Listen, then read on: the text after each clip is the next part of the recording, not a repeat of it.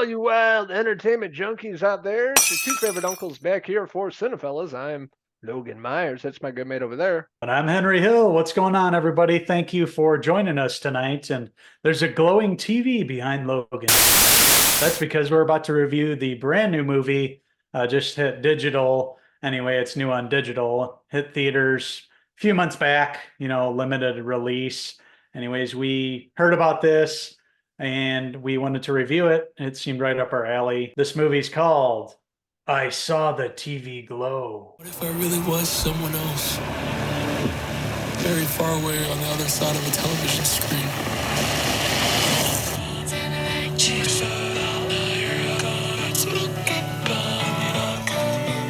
I saw the beginning of this movie. A24 was attached to this, so I was pretty excited about that.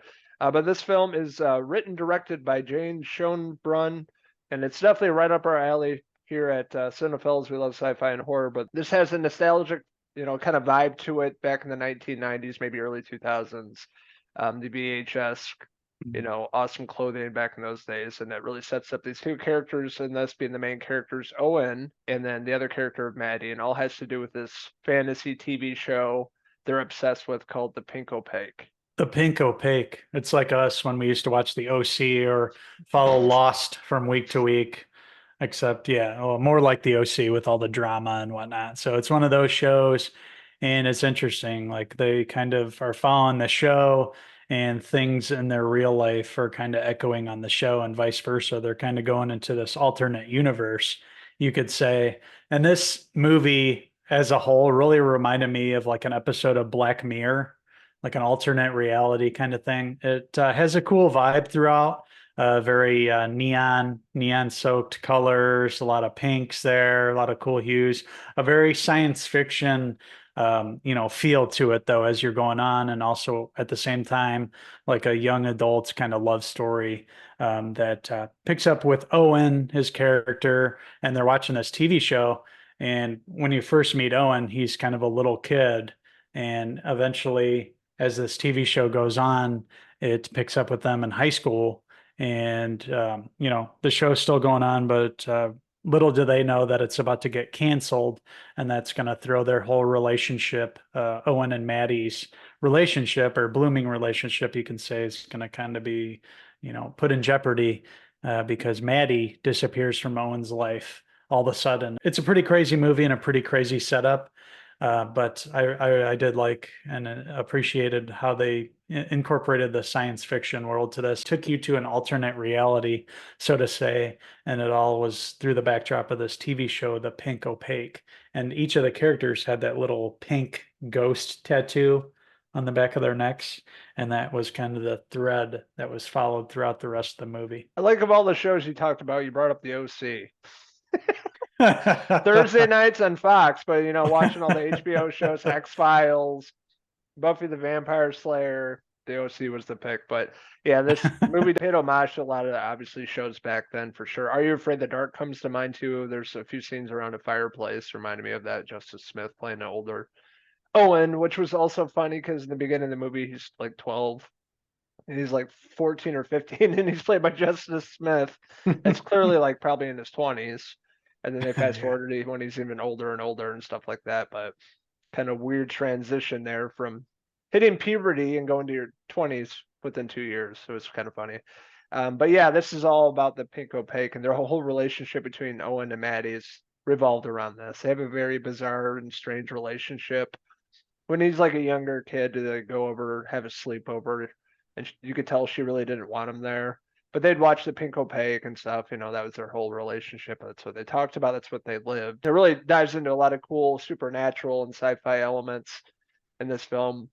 I really like the vibrant pink colors. It reminded me much of Mandy, movie that came out. It Follows. There's a ton of movies that reminded me of, but with its own little unique flavor to it at the same time. But yeah, very unique film. Didn't know what to expect with this. My mind was blown a few times. It's a lot of it goes out there, makes you think, and some really cool imagery and bizarre imagery throughout the film as well. It's directed by Jane Schoenbrunn, who I guess is a trans director, and it's I think it's kind of mirrors that what she grew up with, having to deal with that, and it very much mirrors that within the actors too. The actress that plays Maddie deals with a lot of those issues, like growing up and gender and all that too. But it doesn't outright say that, but you could kind of see how this has that element to it too, from the perspective of this director, Jane Schoenbrunn.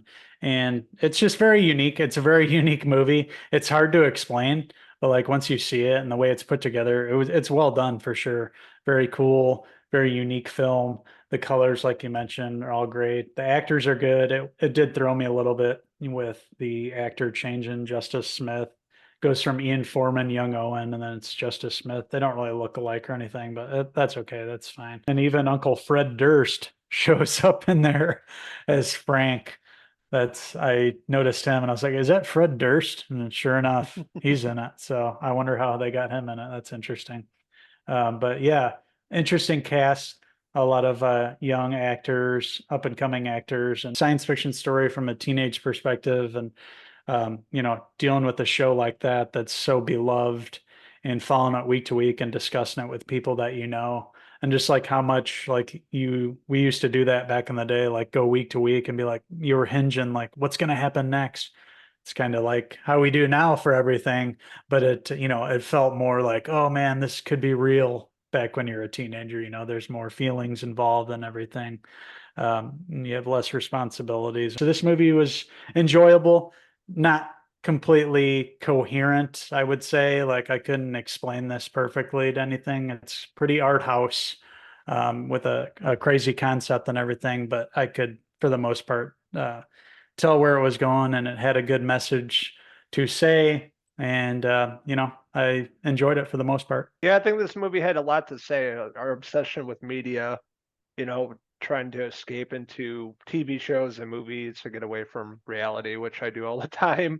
That's why we watch so much and review it. Just the day-to-day 9 to 5 job. You just want to escape into TV at the end of the day. And it has a lot to say with that, and some really good messages. Also with the director, I'm sure the director going through a lot in their life. So there's a lot of underlying stuff you'll find in this on top of the cool, vibrant sci-fi vibe it has to it. Yeah, and I thought the actors that played, the main characters in the movie were good. Justice Smith, I've seen in quite a bit.